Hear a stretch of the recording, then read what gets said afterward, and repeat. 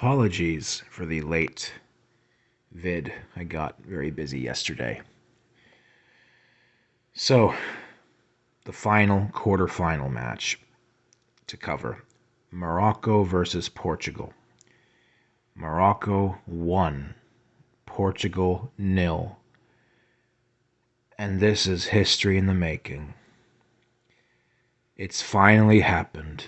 An African nation has made it to the semifinals of the World Cup in our lifetime. A marvel and historic achievement for African football, for international football, for the Arab world, and a true testament to the sport's growth. And it's just an amazing story. Morocco, 1-0 in 90 minutes. Still have yet to concede a goal in this tournament, save for the own goal against Canada.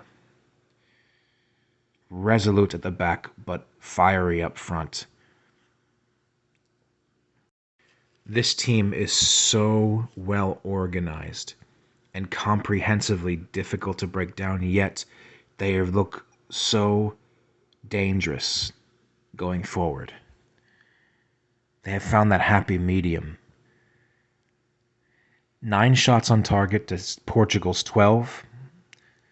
9 shots total, rather, to Portugal's 12. 3 shots on target each.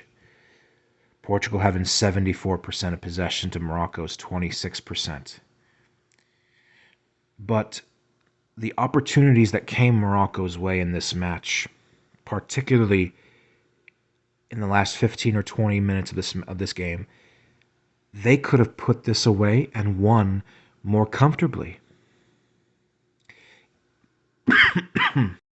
Excuse me, had a bit of a cough there. Portugal created chances going forward, but Morocco, their finishing is the only real criticism I have in this game, because they gave themselves a heart attack right there at the end and kept Portugal in this game. But there were so many opportunities for them to possibly walk away with a 2 or 3, 4-0 victory, and I'm not exaggerating at all. Tactically speaking, I think Morocco has shown some of the best technical ability that this World Cup has had to offer so far. And as a measurement of how good they've been this tournament, I actually don't have very much criticism to give to Portugal, because Portugal played well. Fernando Santos, I thought, did the right thing by more or less keeping the same lineup as the previous match. He did add Rafael Leao, which I thought was a good move. I give him some praise there. And he decided to not start Cristiano Ronaldo. I thought it was the right decision, and it was understandable because we saw how Portugal came to life in that game against Switzerland and sent Switzerland to the moon. When Morocco took the lead in the 41st minute, hats off to En-Nesyri. Rising in the air like he did. I don't know how he got that high up in the air. And slotting that home to give the game's only goal, with one of the best headers of the tournament so far. Ronaldo coming in early on in the second half. Portugal needing to find an equalizer from somewhere. Understandable. You put one of the biggest poachers in front of net this game has to offer in CR7. I don't think Cristiano Ronaldo mitigated Portugal's chances of coming back into this match. We know that late on he had that opportunity to score. And going forward, I thought Portugal looked creative. Having Gonçalo Ramos, the hat-trick scorer in the previous game up front, I thought was the correct move. João Felix supporting him. Bruno Fernandes, I have to say, he's had a better World Cup for Portugal than I thought he would. Sometimes he can be kind of useless on the pitch, which is not nice to say, but a little bit of a liability. But what's amazing about this result is I can't do like a sort of what went wrong for Portugal here, because I don't think Fernando Santos really screwed this up, which is really ironic because I thought that Portugal's undoing in this tournament would have been him getting a lineup selection wrong or in-game decision managing with substitutions. That wasn't the case here. Morocco were just that clean. They were just that efficient. Maybe I shouldn't use clean because there were a lot of fouls in this game, especially towards the end, especially in stoppage time. You had Walid Chadira getting 2 yellow cards in the span of just a few minutes and getting sent off, making a few reckless challenges. It's actually kind of funny because Morocco, they deserve all the credit coming through and winning this game. Yet they're the only team in this match I can kind of give a criticism to because I thought Portugal did well enough. It just wasn't their day. You can play well, and it's just not your day.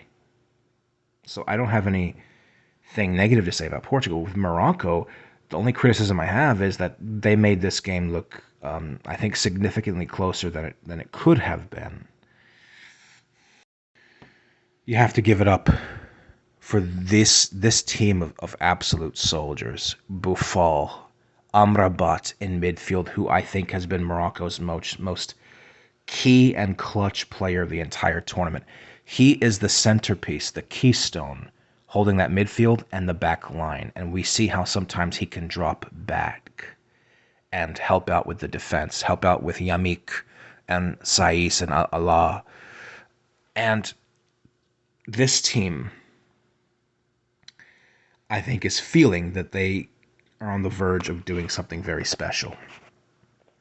This is an underdog run. Now, Morocco were always a decent team, one of the best sides in Africa. Most of people watching this, I know, already knew that. But in a World Cup, beating Belgium, beating Spain, beating Portugal, now with an opportunity coming up against France, a country they have cultural and linguistic ties to in history, they are relishing this opportunity. And I think they're well capable of continuing this shock and going on and reaching a incredible World Cup final spot.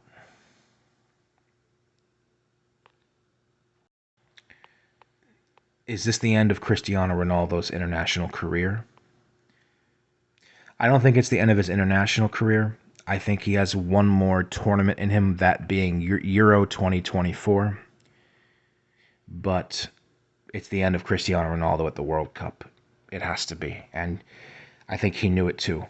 Him walking off, the camera following him in tears. We might have just seen Cristiano Ronaldo play for the final time in a FIFA World Cup. And if that's the case, it's the end of an era. It's the end of an era. And it's likely the end of Fernando Santos, too. I imagine he will. You're going to see a lot of movements, a lot of changes after this World Cup. A lot of national teams, like familiar faces that are now going to be gone. Tite, Luis Enrique, Fernando Santos now most likely, Louis van Gaal. We're entering a new era. And where does Portugal go from here? I think they have a really bright future. Very young, talented players in their squad. Look how well they played without Ronaldo for most of the game against Switzerland. I think Portugal will be fine. But for Morocco, they're in dreamland. And they want to keep this going. And you have a team that has had the best defensive record in this World Cup, coming against a team in France who's not been able to keep a clean sheet to save their lives in this World Cup. Although it's going to be a very, very, very, very interesting test for Morocco because France are on another level. France are now the firm favorites to go on to repeat this World Cup, in my opinion. So we will see the unstoppable force versus the immovable object. But in the meantime, for Morocco, this is amazing. It's amazing. This is not Greece 2004 type run. This is a team that is not even necessarily scraping through and getting results. They're looking good in the process of it. Yala Marak, Dima Maghreb. Let's see where this train keeps on rolling.